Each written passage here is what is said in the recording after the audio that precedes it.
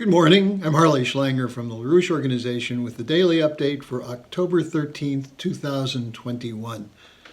Today I'm going to give you a view of how the world of British geopolitics, the worldview, developed at the end of the 19th century by British imperial strategists, is shaping the danger that we face of continued wars up to and possibly including a nuclear war.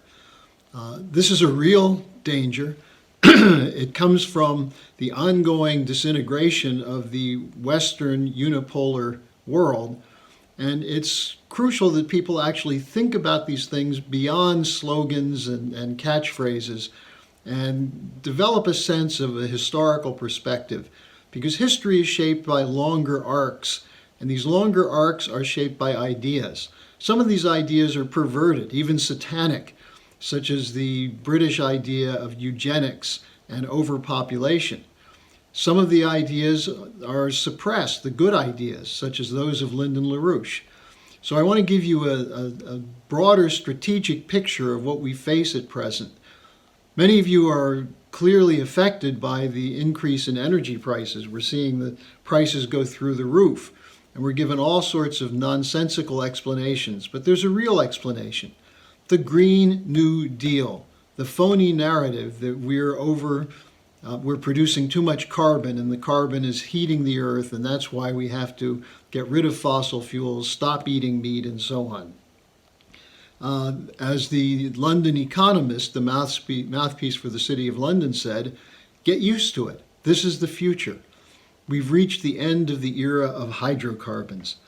Now, this is not because we've run out of these sources. It's because the bankers have made an agreement to cut off credit to all but green energy sources. Now, the price hikes include a doubling of Brent crude. You notice that at the gas pumps. Newcastle coal price has quadrupled. In Europe, utility rates have skyrocketed. Now, this is, as I said, the result of the Great Reset and the Green New Deal. But in reality, what we're seeing is a real reset coming into existence. The Green New Deal, they're going to push it. It's going to be part of the November 1st climate conference in Glasgow, Scotland.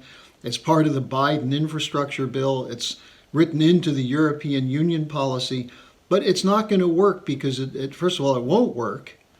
It won't provide security. And secondly, there's too much opposition in the rest of the world. And if the Western populations understand the threat that we face, not just of higher prices, but of a disintegration of representative government, a destruction of government, a destruction of the industrial and scientific resource base that we need to advance, then people will grab onto the LaRouche program as an alternative. But the real reset is the end of the unipolar world. The withdrawal of NATO and U.S. forces from Afghanistan is just a symptom of that. What we're seeing is that the European Union, NATO, the International Monetary Fund, the World Trade Organization, these post-World War II institutions are all in deep trouble. The U.S. Federal Reserve is embroiled in a scandal with two branch presidents having to resign because of corruption.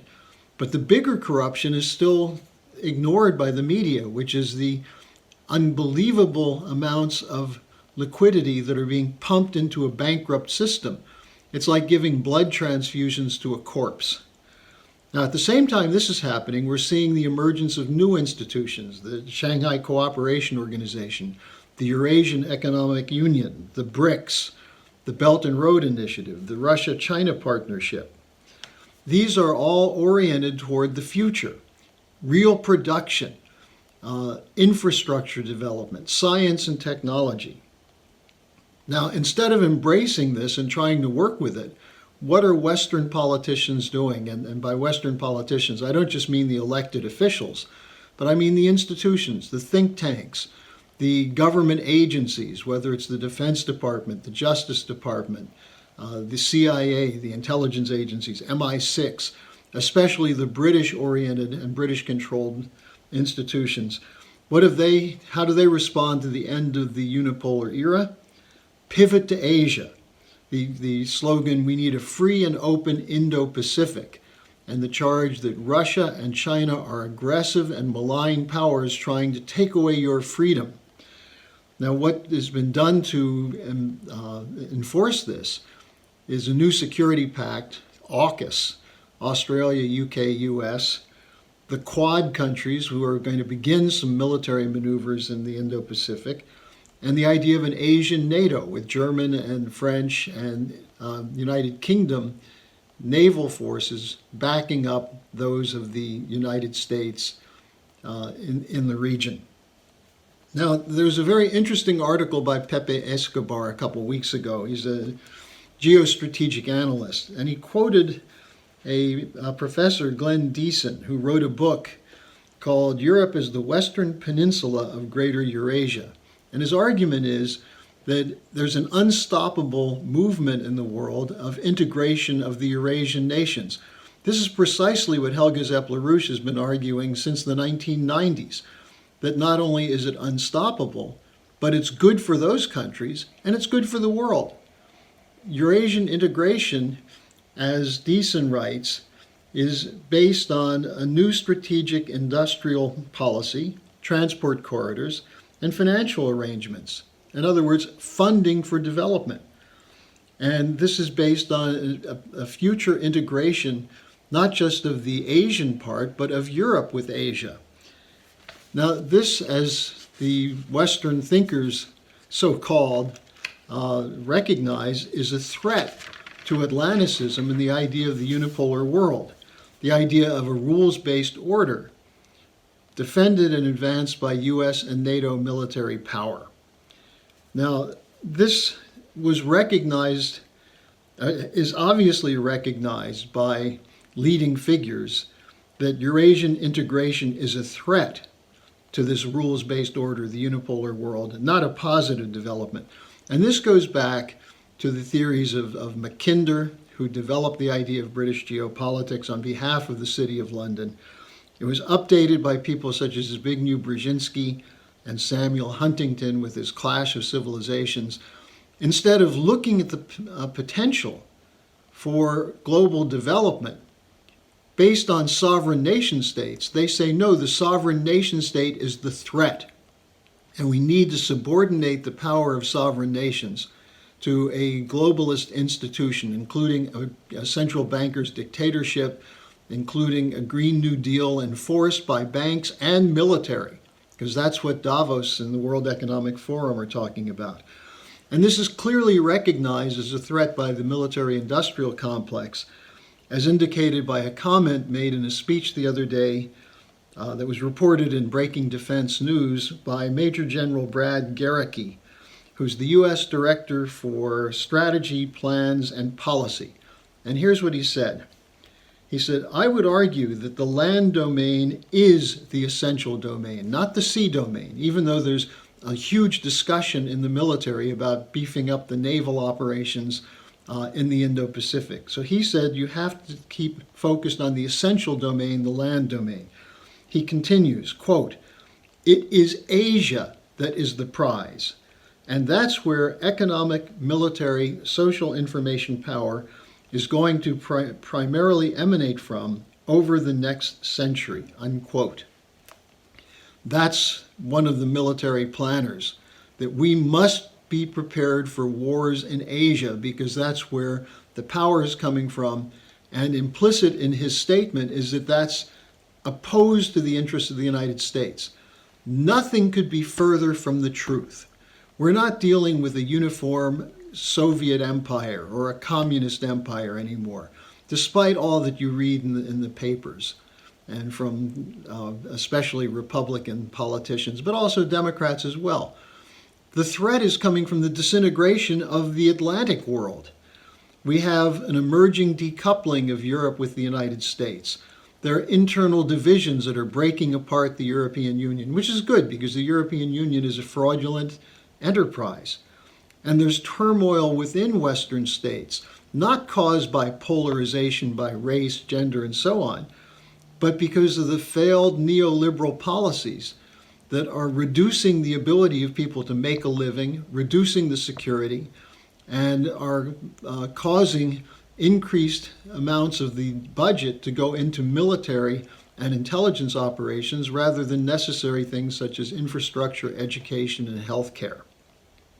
Now, Escobar, in this article I mentioned, calls this emerging interconnected Eurasia the, quote, revenge of the heartland. Again, a reference to Mackinder, who said that the important need for the British Empire is to prevent Eurasian integration. Never allow an alliance between Central Europe, Russia, and Asian countries, because that takes away the power of the British.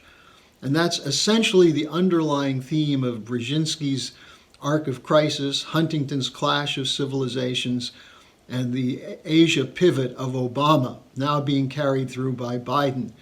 It's that we, the United States, must prevent this at all costs. Now, what does the unipolar world require at this point? Hyperinflationary money printing.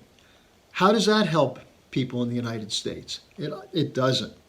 They're cutting off credit to industry, to the energy sector, to national economies, to businesses and farms.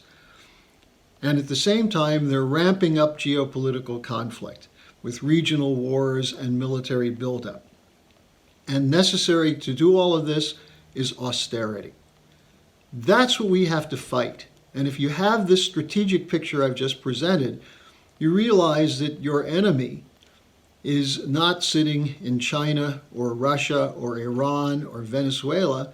Your enemy is sitting in the City of London, in the city, in Wall Street, in Silicon Valley, the people who are pushing for the Great Reset and the Green New Deal that's aimed at destroying those institutions, but more importantly, those ideas which have been underlying the strength of the economic development of the Western world. They're destroying it. And then they're saying, well, we have to be prepared to fight Asia.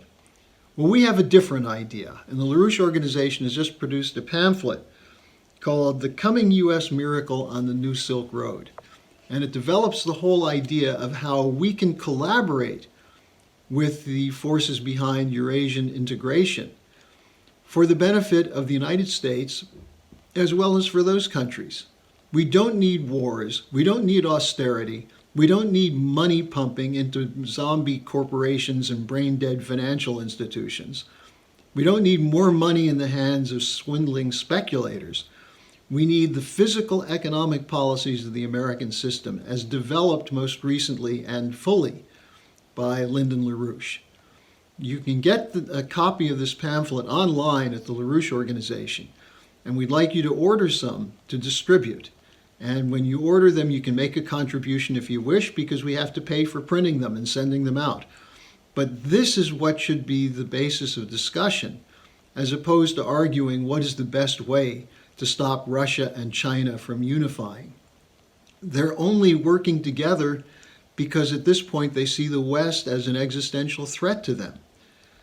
And by the way, sending someone like Victoria Nuland to Moscow for talks only convinces the Russians that the West is more insane than ever, because Nuland was the author of the Ukraine regime change coup in February 2014, or if not the author, one of the key implementers.